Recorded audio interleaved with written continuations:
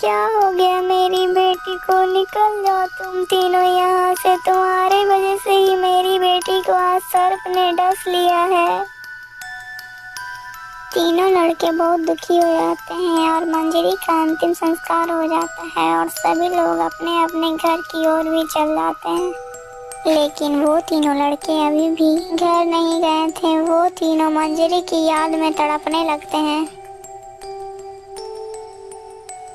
एक लड़का मंजरी की राख को लाकर अपने घर में पूजा करने लगता है और दूसरा लड़का मंजरी की राख को अपने पूरे शरीर पर लगाकर इधर उधर पागलों की तरह भटकने लगता है।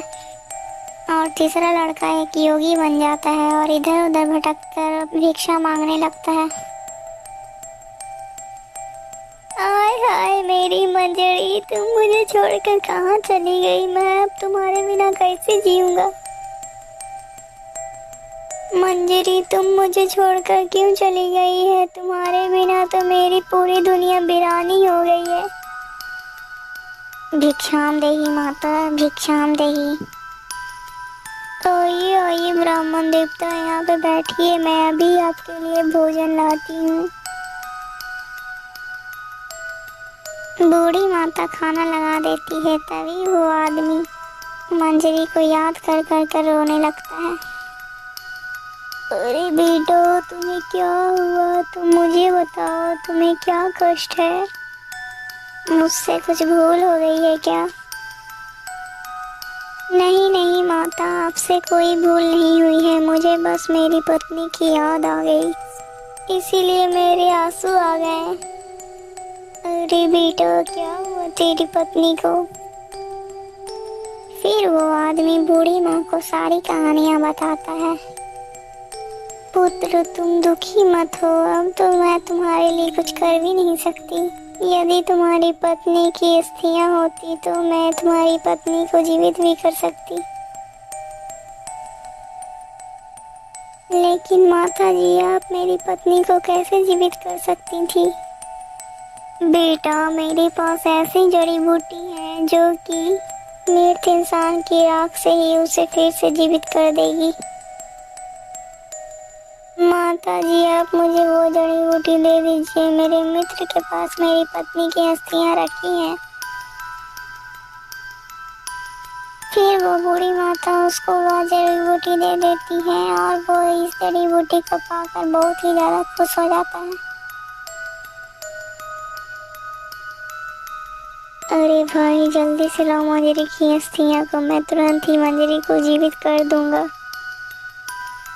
वो तुरंत ही अस्थियां लेकर आ जाता है। जैसे ही वो अस्थियां पे जड़ी बूटी गिराता है, वैसे ही मंजरी जीवित हो जाती है।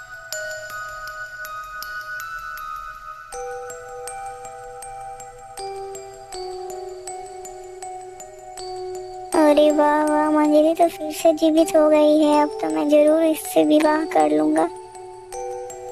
नहीं नहीं, जड़ी बूटी मैं लेकर आया हूँ तो विवाह भी मैं ही करूंगा। इसी प्रकार तीनों फिर से आपस में झगड़ने लगते हैं।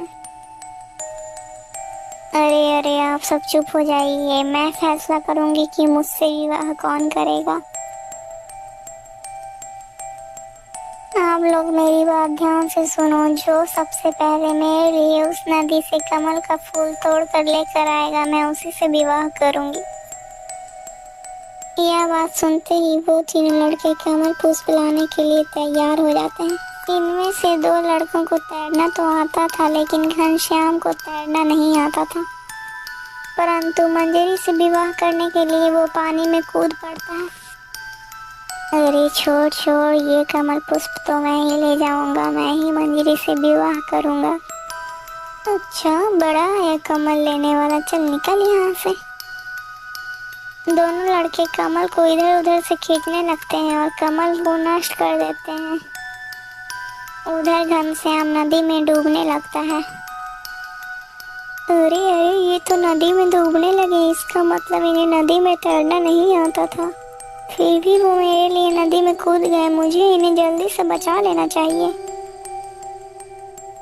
फिर मंजरी नदी में कूद कर घनश्याम को बचा लेती है और उसे बाहर निकाल लेती है। मंजरी जी, मैं इसकी वजह से कमल पुष्प नहीं ला पाया, प्लीज आप कोई दूसरा पुष्प मंगा लीजिए। नहीं नहीं, फैसला हो चुका है कि मैं किसके साथ विवाह करूंगी। तो फिर जल्दी से बताइए ना, आप किसके साथ विवाह करेंगी। मैं घनश्याम से विवाह करूंगी। घनश्याम को नदी में तैरना नहीं आता था, लेकिन फिर भी उसने मेरे लिए नदी में कूदकर अपनी जान को जोखिम में डालकर मेरे लिए पुष्प लाने गया। इसीलिए उसका प्रेम निस्वार्थ है। आप दोनों लोग यहाँ से चले जाइए। फिर वे दोनों वहाँ से चले जाते हैं और मंजरी का विवाह घनश्याम के साथ हो जाता है। दोस्तों, वीडियो अच्छी लगी तो प्लीज़ वीडियो को लाइक करके चैनल को सब्सक्राइब कर दीजिएगा। और हाँ दोस्तों, इसका पार्ट 1 देखना बिल्कुल ना भूलें, ये हमारे चैनल में है। आकर इस वीडियो का पार्ट 1 देख लीजिएगा दोस्तों।